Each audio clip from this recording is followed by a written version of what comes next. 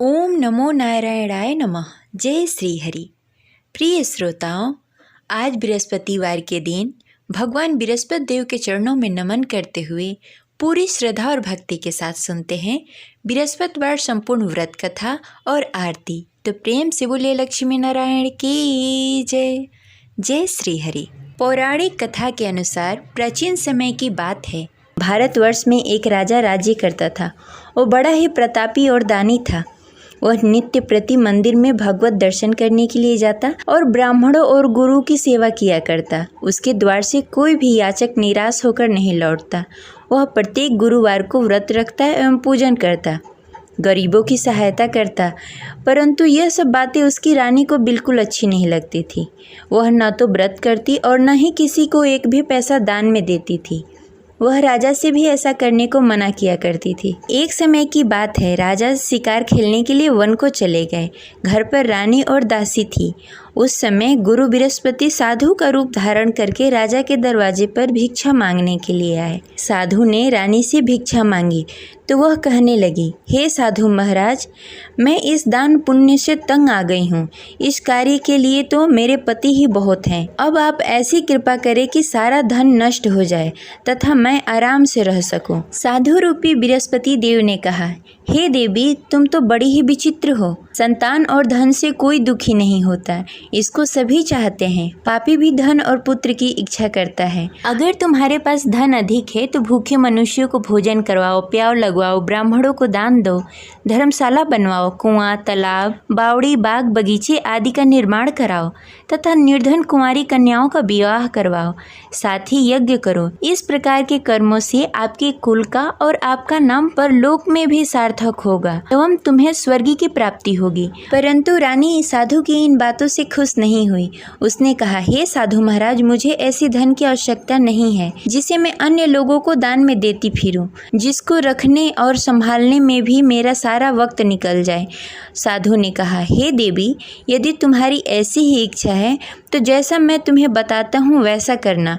बृहस्पतिवार के दिन आंगन को गोबर से लीपना और अपने केशों को पीली मिट्टी से धोना। केशों को धोते समय स्नान करना। राजा से कहना कि वो हजामत कराए। भोजन में मांस मदिरा खाना। कपड़े धोबी को धोने के लिए देना। इस प्रकार 7 बृहस्पतिवार को करने से तुम्हारा सारा धन नष्ट हो जाएगा। यह कहकर साधु महाराज रूपी बृहस्पति देव अंतर्ध्यान हो गए। रानी ने साधु के कहने के अनुसार 7 बृहस्पतिवार तक वैसा ही करने का विचार किया। साधु के बताए हुए कार्य करते हुए केवल 3 ही बृहस्पतिवार बीते कि उसकी सारी संपत्ति नष्ट हो गई। भोजन के लिए भी 2 समय परिवार तरसने लगा तथा सांसारिक भोगों से दुखी रहने लगा। तब राजा रानी से कहने लगा कि हे रानी, तुम यहाँ पर रहो, मैं दूसरे देश जा रहा हूँ। क्योंकि यहाँ पर मुझे सभी मनुष्य जानते हैं, इसलिए मैं यहाँ कोई कार्य नहीं कर सकता। मैं अब परदेश जा रहा हूँ, वहाँ कोई काम धंधा करूँगा, शायद हमारे भाग्य बदल जाए। ऐसा कहकर राजा परदेश को चला गया। वो वहाँ जंगल से लकड़ियाँ काट कर लाता और शहर में बेचता। इस तरह जीवन व्यतीत करने लगा। इधर राजा के बिना रानी और दासी दुखी रहने लगी। किसी दिन भोजन मिलता और किसी दिन जल पीकर ही रहना पड़ता। एक दिन रानी और दासी को भोजन किए बिना 7 दिन व्यतीत हो गए। तो रानी ने अपनी दासी से कहा, हे दासी, यहाँ पास के नगर में मेरी बहन रहती है। वह बड़ी ही धनवान है। तुम उसके पास जाओ और वहाँ से 5 सेर बेजल मांग के लाओ, जिससे कुछ समय के लिए गुजारा हो जाएगा। दासी रानी की बहन के पास गई। रानी की बहन उस समय पूजा कर रही थी। बृहस्पतिवार का दिन था। दासी ने रानी की बहन से कहा, हे रानी, मुझे आपकी बहन ने भेजा है, मुझे 5 सेर बेजल दे दो। दासी ने यह बात अनेक बार कही, परंतु रानी की बहन ने कोई उत्तर नहीं दिया, क्योंकि वह उस समय बृहस्पतिवार का कथा सुन रही थी। जब दासी को रानी की बहन की कोई उत्तर नहीं मिला तो वह बहुत ही दुखी हुई। उसे क्रोध भी आया। वह लौटकर रानी से बोली, हे रानी, आपकी बहन बहुत ही घमंडी है। वह छोटे लोगों से बात नहीं करती। मैंने उससे कहा, उसने कोई उत्तर नहीं दिया। मैं वापस चली आई। रानी बोली, हे दासी, उसमें उसकी कोई गलती नहीं है। जब बुरे दिन आते हैं तब कोई असहारा नहीं देता। अच्छे बुरे का पता विपत्ति में ही लगता है। जो ईश्वर की इच्छा होगी वही होगा, यह सब हमारे भाग्य का दोष है। उधर रानी की बहन ने सोचा कि मेरी बहन की दासी आई हुई थी, परंतु मैं उससे नहीं बोली, इससे वह बहुत दुखी हुई होगी। अतः कथा सुन बृहस्पति भगवान का पूजन समाप्त करके अपनी बहन के घर गई और कहने लगी, हे बहन, मैं बृहस्पतिवार का व्रत कर रही थी, तुम्हारी दासी हमारे घर आई थी, परंतु जब तक हम कथा सुनते हैं तब तक हम लोग न उठते हैं न किसी से बातें करते हैं, इसलिए मैं नहीं बोली। कहो दासी क्यों गई थी? रानी बोली, बहन, हमारे घर अनाज नहीं था। वैसे तुमसे कोई बात छिपी नहीं है, इस कारण मैंने दासी को तुम्हारे पास 5 सर बेजल के लिए भेजा था। रानी की बहन बोली, बहन देखो, बृहस्पति भगवान सबकी मनोकामनाएं पूर्ण करते हैं, देखो शायद तुम्हारे घर में कहीं अनाज रखा हो। यह सुनकर दासी घर के अंदर गई, वहाँ से उसे एक घड़ा बेजल का भरा हुआ मिल गया। उसे बड़ी हैरानी हुई क्योंकि उसके एक एक बर्तन देख लिया था। उसने बाहर आकर रानी को बताया। दासी अपने रानी से कहने लगी, हे रानी देखो, वैसे हमको जब अन्न नहीं मिलता तो हम रोज ही व्रत करते, अगर इनसे इस व्रत की विधि और कथा पूछ ली जाए तो हम भी इस व्रत को किया करेंगे। दासी के कहने पर रानी ने अपनी बहन से बृहस्पतिवार के व्रत के बारे में पूछा। उसकी बहन ने बताया, हे रानी बहन, बृहस्पतिवार को सूर्योदय से पूर्व उठकर स्नान आदि से निवृत्त होकर बृहस्पतिवार का व्रत करना चाहिए, लेकिन उस दिन सिर नहीं धोना चाहिए। बृहस्पतिवार के व्रत में चने की दाल और मुनक्के से विष्णु भगवान और केले के वृक्ष की जड़ की पूजन करनी चाहिए तथा दीपक जलाएं। उस दिन एक ही समय भोजन करें, भोजन पीले खाद्य पदार्थ का करें तथा कथा सुनें। इस प्रकार करने से गुरु भगवान प्रसन्न होते हैं और अन्न पुत्र धन देते हैं। इस प्रकार व्रत और पूजन की विधि बताकर रानी की बहन अपने घर को लौट गई। रानी और दासी दोनों ने ही निश्चय किया कि वे बृहस्पति भगवान का पूजन जरूर करेंगी। 7 दिन बाद जब बृहस्पतिवार आया तो दोनों ने व्रत रखा। घुड़सार में जाकर चना और गुड़ बीन लाई तथा उसकी दाल से केले की जड़ में विष्णु भगवान का पूजन किया। अब भोजन कहाँ से आए? दोनों बड़ी ही दुखी हुई, परंतु उन्होंने व्रत किया था, इस कारण बृहस्पति देव भगवान प्रसन्न थे। वे एक साधारण व्यक्ति के रूप में 2 थालों में सुंदर पीला भोजन लेकर आए और दासी को देकर बोले, हे दासी, यह भोजन तुम्हारे और रानी के लिए है, तुम दोनों करना। दासी भोजन पाकर बड़ी ही प्रसन्न हुई और रानी से बोली, रानी जी भोजन कर लो। रानी को भोजन आने के बारे में कुछ पता नहीं था, इसलिए वह दासी से बोली, जा तू ही भोजन कर ले, क्योंकि तू हमारी व्यर्थ में हंसी उड़ाती है। दासी बोली, एक व्यक्ति अभी भोजन देकर गए हैं। रानी कहने लगी, वह भोजन तेरे लिए दे गए होंगे, तू ही भोजन कर ले। दासी ने कहा, वह व्यक्ति हम दोनों के लिए भोजन की थाली लेकर आए हैं, इसलिए मैं और आप दोनों ही साथ भोजन करेंगी। फिर दोनों ने गुरु भगवान का नमस्कार किया और भोजन प्रारंभ किया। उसके बाद से वे प्रत्येक बृहस्पतिवार को गुरु भगवान का व्रत और पूजन करने लगी। बृहस्पति भगवान की कृपा से उसके पास धन हो गया, परंतु रानी फिर पहले की तरह आलस्य करने लगी। तब दासी बोली, देखो रानी, तुम पहले भी इस प्रकार का आलस करती थी, तुम्हें धन को रखने में कष्ट होता था, इस कारण सभी धन नष्ट हो गए। अब गुरु भगवान की कृपा से धन मिला है तो फिर तुम्हें आलस्य होता है। बड़ी मुसीबतों के बाद हमने यह धन पाया है, इसलिए हमें दान पुण्य करना चाहिए। तुम भूखे मनुष्यों को भोजन कराओ, प्याव लगवाओ, ब्राह्मणों को दान दो, कुआं, तालाब, बावड़ी आदि का निर्माण कराओ, मंदिर पाठशाला बनवाओ, दान दो, कुंवारी कन्याओं का विवाह करवाओ। धन को शुभ कार्यों में खर्च करो, जिससे तुम्हारे कुल और यश बढ़े तथा स्वर्ग की प्राप्ति हो और पितृ प्रसन्न हो। दासी की इन बातों को मानकर रानी ने इसी प्रकार का कार्य करना प्रारंभ कर दिया, जिससे उसका काफ़ी यश फैलने लगा। एक दिन रानी और दासी आपस में विचार करने लगी, न जाने राजा किस दशा में होंगे, उनकी कोई खोज खबर नहीं है। गुरु भगवान से उन्होंने प्रार्थना की और भगवान ने रात्रि में राजा को स्वप्न में कहा, हे राजा उठ, तेरी रानी तुझे याद करती है, अब अपने देश को लौट जा। राजा प्रातःकाल उठकर जंगल से लकड़ियाँ काटकर लाने के लिए जंगल की ओर चल पड़ा। जंगल में गुजरते हुए वह सोचने लगा, रानी की गलती से कितने दुख भोगने पड़े। राजपाट छोड़कर जंगल में आकर रहना पड़ा। जंगल में लकड़ियां काटकर उन्हें बेचकर गुजारा करना पड़ा। उसी समय उस जंगल में बृहस्पति देव साधु के रूप में प्रकट हुए और राजा से पूछने लगे, हे लकड़हारे, तू इस सुनसान जंगल में किस चिंता में बैठा है, मुझे बताओ। यह सुनकर राजा के नेत्रों में जल भर आया और साधु की वंदना कर बोला, हे प्रभु, आप सब कुछ जानते हैं। इतना कहकर राजा ने साधु को अपनी संपूर्ण कहानी सुनाई। महात्मा तो स्वभाव से ही दयालु होते हैं। वे राजा से बोले, हे राजा, तुम्हारी रानी ने बृहस्पति देव के प्रति अपराध किया था, जिसके कारण तुम्हारी यह दशा हुई। अब तुम किसी प्रकार की चिंता मत करो, भगवान तुम्हें पहले से भी अधिक धन देंगे। देखो, तुम्हारी पत्नी ने बृहस्पतिवार का व्रत करना प्रारंभ कर दिया है। अब तुम भी बृहस्पतिवार के दिन व्रत रखो। चने की दाल और गुड़ जल के लोटे में डालकर केले के पत्ते में विष्णु भगवान का पूजन करो। फिर कथा कहो या सुनो, भगवान तुम्हारी सब मनोकामनाएं पूर्ण करेंगे। साधु को प्रसन्न देखकर राजा बोला, हे प्रभु, मुझे लकड़ी बेचकर इतना पैसा भी नहीं बचता जिससे भोजन करने के उपरांत कुछ बचा सकूं। मैंने रात्रि में अपनी रानी को व्याकुल देखा। मेरे पास कोई साधन नहीं जिससे समाचार जान सकूं। फिर मैं बृहस्पतिवार की कौन सी कहानी कहूँ या सुनूं? मुझको तो कुछ भी मालूम नहीं है। साधु ने कहा, हे राजा, तुम किसी बात की चिंता मत करो। बृहस्पतिवार के दिन तुम रोजाना की तरह लकड़ियाँ लेकर शहर जाओ। तुम्हें रोज से दुगना धन प्राप्त होगा, जिससे तुम भली भांति भोजन कर लोगे तथा बृहस्पति देव की पूजा सामग्री भी लेकर आओगे। बृहस्पति देव की कथा इस प्रकार है। प्राचीन काल में एक बहुत ही निर्धन ब्राह्मण था। उसके घर में कोई संतान नहीं थी। वह नित्य प्रति पूजा पाठ करता, परंतु उसकी स्त्री बहुत ही मलिनता के साथ रहती। वह न स्नान करती, न ही किसी देवता का पूजन करती। प्रातःकाल उठते ही सर्वप्रथम भोजन करती, बाद में कोई अन्य कार्य करती। ब्राह्मण देवता बहुत ही दुखी रहते थे। पत्नी को बहुत समझाते, किंतु उसका कोई परिणाम नहीं निकलता। भगवान की अनुकंपा से एक समय ब्राह्मण की पत्नी गर्भवती हुई और 10वें महीने एक सुंदर कन्या को जन्म दिया। निर्धन ब्राह्मण कन्या के जन्म से बहुत दुखी हुआ। धीरे धीरे ब्राह्मण की कन्या बड़ी होने लगी। बचपन से ही उस कन्या की रुचि भगवान विष्णु की पूजा में थी।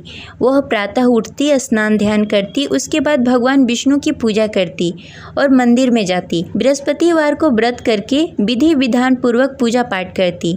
पूजा पाठ के बाद वह पढ़ने के लिए पाठशाला जाती। घर से चलते समय वह मुट्ठी भर जौ साथ में लेकर जाती और पाठशाला के रास्ते में थोड़ी थोड़ी जौ गिराते जाती। जब पाठशाला से लौटकर आती, जौ के दाने सोने में बदल जाते।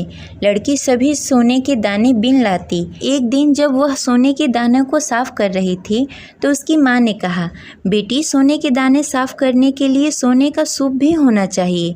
अगले दिन बृहस्पतिवार था। उसने भगवान बृहस्पति देव की पूजा करते हुए प्रार्थना की, हे भगवान, यदि मैंने आपका व्रत विधि विधान से किया हो तो मुझे सोने का सूप दे दो। भगवान बृहस्पति देव ने उसकी मनोकामना पूरी करने का वचन दिया। पाठशाला से लौटते समय उसने रास्ते में सोने का सूप पड़ा हुआ मिला। घर लौटकर सोने का सूप अपनी माँ को दिखाकर वह सोने के दाने साफ करने लगी। उसी समय नगर का राजकुमार उसके घर के पास से गुजर रहा था। उस सुंदर लड़की को सोने के सूप में जौ साफ करते देख राजकुमार उस पर मोहित हो गया। राजकुमार ने अपने पिता से उस लड़की से विवाह करने की इच्छा प्रकट की। तो राजा ने ब्राह्मण को महल में बुलाकर राजकुमार से उसकी लड़की के विवाह की बात कही। ब्राह्मण तैयार हो गया। धूमधाम से उस लड़की का विवाह राजकुमार से हो गया। दुल्हन बनकर ब्राह्मण की लड़की महल में चली गई। लड़की के चले जाने से ब्राह्मण फिर से निर्धन हो गया। उसे कई कई दिनों तक बिना भोजन के रहना पड़ा। बहुत दुखी होकर ब्राह्मण एक दिन अपनी लड़की के पास गया। अपने पिता से निर्धनता का समाचार सुनकर उसे बहुत सारा धन देकर पिता को विदा किया। उस धन से ब्राह्मण का कुछ दिनों तक आराम से गुजारा हुआ, लेकिन जल्द ही फिर भूखों मरने की हालत हो गई। ब्राह्मण अपनी लड़की से धन लेने के लिए फिर महल में पहुंचा। लड़की ने पिता की बुरी हालत देखकर कहा, पिताजी, आखिर आप कब तक मुझसे धन लेकर जीवन व्यतीत करेंगे?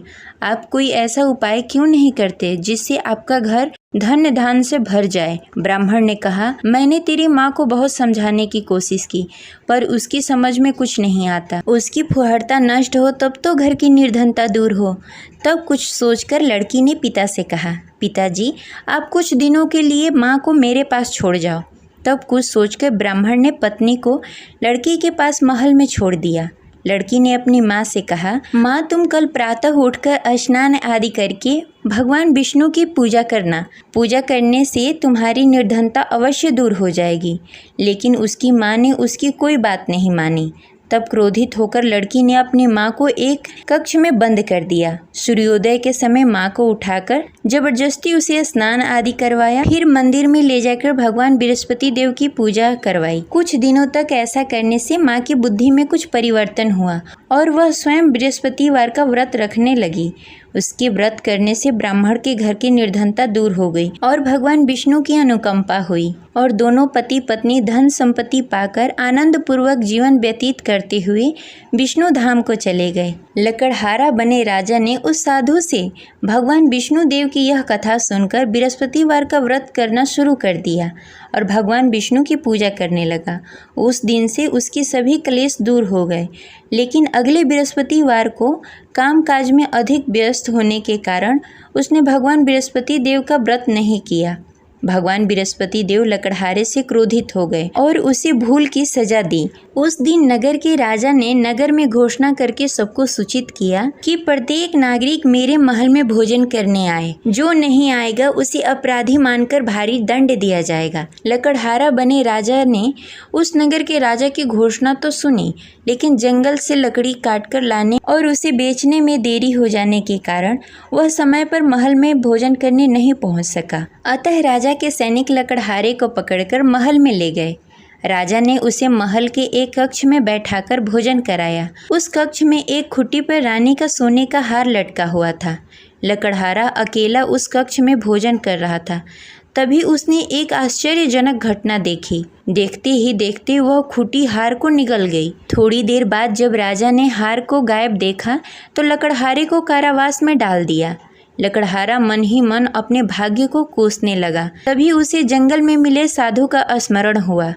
थोड़ी देर में भगवान बृहस्पति देव सन्यासी के रूप में उसके सामने प्रकट हुए और कहा, हे लकड़हारे, तूने भगवान बृहस्पति देव की पूजा नहीं की, इसी कारण तुम्हें कष्ट हो रहा है। लेकिन अब चिंता मत करो, बृहस्पतिवार के दिन कारागार के दरवाजे पर तुम्हें कुछ पैसे पड़े हुए मिलेंगे। उन पैसों से भगवान बृहस्पति देव का व्रत करके उनकी पूजा करोगे तो तुम्हारे सारे दुख दूर हो जाएंगे। फिर बृहस्पतिवार के दिन दरवाजे पर पड़े पैसे राजा को मिले, जिससे उसने चने की दाल, गुड़, मुनक्का मंगाकर भगवान बृहस्पति देव की कथा कही और व्रत किया, जिससे भगवान बृहस्पति देव प्रसन्न होकर उस नगर के राजा को स्वप्न में लकड़हारे को मुक्त करने को कहा। सुबह राजा ने आकर अपने कक्ष में देखा कि खूंटी पर हार टंगा हुआ है। राजा ने लकड़हारे को मुक्त कर दिया, उसे धन और आभूषण देकर विदा किया। लकड़हारा बना राजा उस नगर से चलकर अपने नगर की तरफ चल दिया। जब राजा अपने नगर में पहुंचा तो उसने देखा उस नगर में कुएं, धर्मशाला, बाग बगीचे देखकर बहुत प्रसन्न हुआ। राजा ने किसी से पूछा, ये कुएं, धर्मशाला किसने बनवाए? सबने उसे बताया कि ये सब रानी और दासी ने बनवाए हैं। राजा जब महल में पहुंचे तो रानी ने उनका भव्य स्वागत किया। तब राजा ने निश्चय किया कि सप्ताह में एक बार तो सभी बृहस्पतिवार का व्रत तथा पूजन कर सकते हैं, परंतु मैं प्रतिदिन व्रत किया करूँगा तथा दिन में 3 बार कथा कहूँगा। अब राजा हर समय दुपट्टे में चने की दाल बांधकर रखते तथा दिन में 3 बार बृहस्पतिवार का कथा कहते। कुछ दिनों के बाद राजा को अपनी बहन की याद आई। एक दिन घोड़े पर सवार होकर राजा अपनी बहन से मिलने के लिए चल दिया।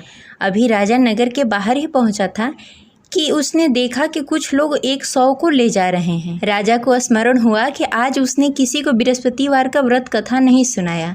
राजा ने उन लोगों से रोककर कहा, भाइयों, आप 100 ले जाने से पहले मुझसे बृहस्पतिवार का कथा सुन लो। लोगों ने राजा पर क्रोधित होते हुए कहा, तुम पागल तो नहीं हो? लेकिन कुछ बड़े बुजुर्ग लोगों ने कहा, अच्छा भाई, तुम साथ में चलते चलते अपनी कथा भी सुनाते रहो। राजा ने चलते चलते आधी ही कथा सुनाई थी कि 100 हिलने लगा। राजा की पूरी कथा समाप्त होते ही सब उठकर बैठ गया। लोगों ने हैरानी से दांतों तले उंगली दबाई और अगले बृहस्पतिवार को भगवान बृहस्पति देव का व्रत करने व कथा सुनने का निश्चय कर लिया। अब घोड़े पर सवार होकर राजा चलते हुए एक किसान के पास पहुंचा। किसान अपने खेत में हल चला रहा था। राजा ने कहा, अरे भाई, मुझसे बृहस्पतिवार का कथा सुन लो। किसान झुंझलाकर बोला, अरे भाई, देख नहीं रहे, जितनी देर मैं तुम्हारी कथा सुनूंगा उतनी देर में तो पूरी खेत में हल चला लूंगा। राजा निराश होकर चला गया। तभी किसान का बैल लड़खड़ा के गिर गया और किसान के पेट में भी जोरों से दर्द होने लगा। जब उसकी पत्नी वहां आई तब उसने पूछा कि क्या हुआ। किसान ने घुड़सवार की पूरी कहानी सुनाई कि पत्नी दौड़ती हुई राजा के पास पहुंची और हाथ जोड़कर बोली, भैया, मैं तुम्हारी कथा सुनने के लिए तैयार हूँ। राजा ने उसके साथ खेत पर पहुंचकर बृहस्पतिवार की कथा सुनाई। तभी बैल भी उठकर खड़ा हो गया और किसान के पेट का दर्द भी तुरंत ठीक हो गया। राजा वहां से अपने घोड़े पर सवार होकर अपने बहन के घर पहुंचा। तब राजा की वहां बहुत आव भगत हुई। अगले दिन सुबह उठकर राजा ने देखा घर के सभी लोग भोजन कर रहे हैं। किसी भूखे को बृहस्पतिवार का कथा सुनाए बिना राजा कभी भोजन नहीं करता था। उसने बहन से कहा, बहन, क्या घर में कोई ऐसा व्यक्ति है जिसने भोजन नहीं किया हो? उसकी बहन ने बोला, भैया, हमारे घर तो क्या, आपको पूरे नगर में कोई ऐसा व्यक्ति नहीं मिलेगा जिसने सुबह सुबह भोजन नहीं किया हो। तब राजा ने बहन के घर से निकलकर उस नगर में बिना भोजन किए हुए व्यक्ति की तलाश करनी शुरू की। एक गडेरिये के घर में उसका बेटा बीमार होने के कारण भूखा रह गया था। राजा ने उसको जाकर बृहस्पतिवार का कथा सुनाया। कथा सुनते सुनते गडेरिये के बेटे की बीमारी भी ठीक हो गई। सबने राजा की बहुत प्रशंसा की। एक दिन राजा ने अपनी बहन से कहा, बहन, अब हम अपने घर जाना चाहते हैं, तुम भी हमारे साथ चलो, कुछ दिन वहाँ रहकर लौट कर आना। राजा की बहन ने अपनी सास से पूछा तो सास ने ताने देते हुए कहा, बहू, मायके जाना हो तो अकेली जाना, मेरे पोतों को लेकर नहीं जाना। तुम्हारे भाई की कोई संतान नहीं है, कहीं तुम्हारी भाभी मेरे पोतों को भी जादू टोना न कर दे। दूसरे कक्ष में बहन की सास की बातें सुनकर राजा दुखी मन से अकेले ही अपने नगर को लौट गया। रानी ने राजा से कहा, आप तो अपनी बहन को साथ लाने गए थे, फिर बहन को साथ क्यों नहीं लेकर आए? तब राजा ने दुखी होते हुए कहा, रानी, हम निसंतान हैं, इसलिए कोई हमारे घर आना पसंद नहीं करता। रानी ने राजा को समझाते हुए कहा, मैं बृहस्पति देव ने सब कुछ दिया है, अब भगवान बृहस्पति देव हमें संतान भी अवश्य देंगे। बृहस्पतिवार को विधि पूर्वक व्रत करते हुए राजा और रानी ने भगवान बृहस्पति देव से संतान के लिए प्रार्थना की। कुछ दिनों के बाद ही रानी गर्भवती हो गई। 10वें महीने रानी ने एक सुंदर बालक को जन्म दिया। राजा रानी जीवन पर्यंत बृहस्पतिवार का व्रत करते रहे। उनके घर में धन्य धान्य की वर्षा होती रही। इस तरह अनंत पूरक जीवन यापन करते हुए राजा रानी भगवान बृहस्पति देव की अनुकंपा से मोक्ष को प्राप्त हो गए। बृहस्पतिवार को विधि पूर्वक व्रत करके जो स्त्री पुरुष भगवान विष्णु की पूजा करते हैं, उनकी सभी मनोकामनाएं पूर्ण होती है। जय बृहस्पति देव। अब सुनेंगे बृहस्पति देव की आरती। ओम जय बृहस्पति देवा, ओम जय बृहस्पति देवा, छिन छिन भोग लगाऊं कदली फल मेवा। ओम जय बृहस्पति देवा, तुम पूर्ण परमात्मा, तुम अंतर्यामी, जगत पिता जगदीश्वर, तुम सबके स्वामी। ओम जय बृहस्पति देवा, चरणामृत निज निर्मल, सब पातक हरता, सकल मनोरथ दायक, कृपा करो भरता। ओम जय बृहस्पति देवा, तन मन धन अर्पण कर, जो जन शरण पड़े, प्रभु परगट तब हो कर, आकर द्वार खड़े। ओम जय बृहस्पति देवा, दीन दयाल दयानिधि, भक्तन हितकारी, पाप दोष सब हरता, भव बंधन हारी। ओम जय विरस्पति देवा। सकल मनोरथ दायक सब संशय हारी, विषय विकार मिटाओ संतन सुखकारी। ओम जय विरस्पति देवा। जो कोई आरती तेरी प्रेम सहित गावे, ज्येष्ठानंद आनंद कर सो निश्चय पावे। ओम जय विरस्पति देवा। प्रभु जय विरस्पति देवा। जय विरस्पति देव।